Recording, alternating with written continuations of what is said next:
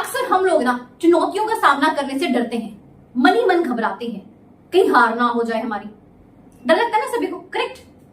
हमें सिर्फ जीत का शौक है, हमें कंफर्ट जोन बहुत पसंद है, सेफ। उस कंफर्ट जोन से हम बाहर नहीं आना चाहते। थोड़ा सा भी कष्ट ना हो जाए भाई, बढ़िया से कट रही है, ठीक है, और नहीं चाहिए, बस ओके। कोई चुनौती आई नहीं कि टेंशन स्टार्ट हो जाती है, लो यार आगे मुसीबत बैठे बिठाए। क्यों क्यों डरते हैं आप लोग चुनौती का सामना करने से?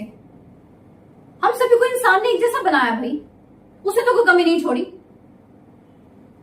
उसे सभी को दिमाग दिया है, सभी को आंखें दी हैं, कान दिए हैं, टांगे दी हैं, पैर दिए हैं। हम उनका यूज क्यों नहीं करते फिर? क्यों हम चुनौतियों का सामना करने से आखिर डर जाते हैं, घबरा जाते हैं? ऐसा क्यों है? वही कुछ इंसान ऐसे हैं जो चुनौतियों का डटकर सामना करते हैं। अगर हम सभी ऐसे हो जाए ना तो हमारी जीत निश्चित है। हम जिंदगी में कभी नहीं हारेंगे, ये दिमाग में बिठा लेना चाहिए। खुद की काबिलियत पर भरोसा होना चाहिए भाई, जीत जाएंगे। ऐसा भी क्या है, ट्राई तो करना ही चाहिए। एक बात बताइए, जब आप लोग एरोप्लेन में जाते हैं तो थोड़ा बहुत इनसिक्योर तो फील करते होंगे, और जैसे लैंडिंग होती है तो सेफ जोन में आ जाते हैं, सिक्योर फील होता है। मगर क्या एक एरोप्लेन की औकात जमीन पर है? वो आकाश में अच्छा लगता है ना। ऐसे ही आप लोगों को भी अपनी खुद की वैल्यू, खुद की औकात को बनाना है, बढ़ाना है। ये तभी होगा जब हम अपनी लाइफ में आने वाली चुनौतियों का सामना करें और जीत हासिल करें। इम्पॉसिबल कुछ नहीं होता, ये हमारा एक माइंडसेट है, ये हमारे अंदर का एक डर है। अगर हम इससे बाहर आ जाएंगे देन एवरीथिंग इज पॉसिबल। नजरिए की बात है, नथिंग एल्स। एक कहानी के तौर पे जानते हैं। एक गांव में ना श्याम नाम का एक लड़का रहता था। उसके माँ बाप बचपन में ही गुजर गए थे, इस वजह से उसकी पढ़ाई नहीं हो पाती है। मगर वो बच्चा बहुत इंटेलिजेंट था, दिमाग से बहुत तेज था। उसने मिट्टी के बर्तन बनाना शुरू कर दिया। उसके मिट्टी के बर्तन इतने सुंदर थे कि आसपास तक के गांव में उसकी मशहूरी हो गई। दूर दूर से लोग उसके मिट्टी के बर्तन खरीदने के लिए आने लगे, उसका बहुत नाम हो गया।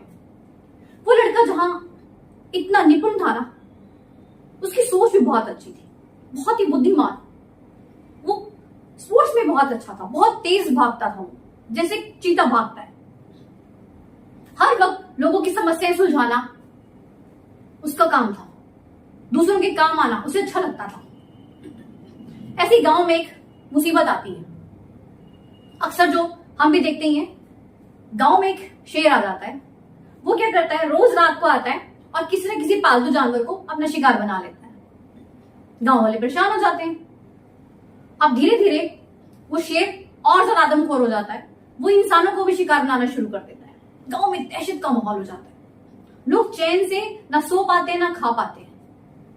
यहां तक कि दिन में भी खेतों में काम करना सभी के लिए मुश्किल हो जाता है। यही डर शेर ना आ जाए, हमें अपना शिकार ना बना ले। गांव के मुखिया ने बहुत भरसक प्रयास करके देख लिए, मगर सब असफल रहे, वो शेर को नहीं पकड़ पाए।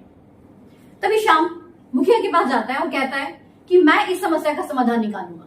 सभी हंस पड़ते हैं कि सबने कोशिश कर ली, सब फेल हो गए, ये एक लड़का क्या कर लेगा, ये अकेला शेर को पकड़ लेगा। चुनौती को स्वीकार करना उस लड़के की आदत थी। वो कहता कि नहीं, मैं ये कर दूंगा। उसने मुखिया से कहा कि मेरे पास 3 तरीके हैं, 2 बिल्कुल आसान है और एक थोड़ा सा मुश्किल है।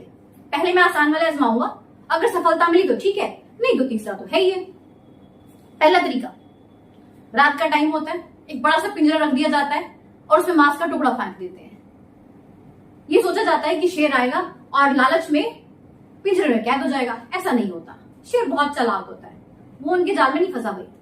अब दूसरा तरीका आजमाया जाता है। अगली रात एक बहुत बड़ा जाल फैलाया जाता है और वहां पर पालतू जानवरों को बिठा दिया जाता है, ये सोचकर कि अब शेर आएगा तो जानवर को देखकर लपकेगा जरूर और वही जाल में फंस जाएगा। ऐसा नहीं होता, शेर आता जरूर है, वो एक जानवर को अपना शिकार बनाकर भी ले जाता है, मगर उस जाल में फंसता नहीं है, बहुत तेज रहता है वो। फिर आती है तीसरे तरीके की बारी। अब श्याम कहता है कि मुझे अब तीसरे तरीकों को आजमाना ही पड़ेगा।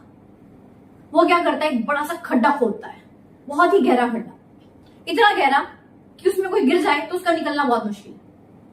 अब वो क्या करता है, हिरण की खाल पहनता है रात का समय होता है, शेर आ जाता है और वो हिरण को देखकर लपकता है। अब शाम को पता था कि थोड़ी दूरी पर ही मैंने गड्ढा खोदा हुआ है, वो तेजी से भागता है और शेर उसके पीछे भागता है। शाम को पता था कि आगे गड्ढा है, उस साइड में हो जाता है और शेर सीधा गड्ढे के अंदर गिर जाता है। काम हो जाता है। यहां शाम ने एक बड़ी ही चुनौती का हंसकर सामना किया, सूझबूझ से काम लिया और जीत हासिल की। ऐसे हमें बिना अपनी लाइफ में चुनौतियों का सामना करना चाहिए। डर कर घबरा कर कुछ नहीं होता भाई। लाइफ मिली है तो चुनौतियां तो आती रहेंगी, हंसकर उन्हें एक्सेप्ट करना चाहिए। It's okay.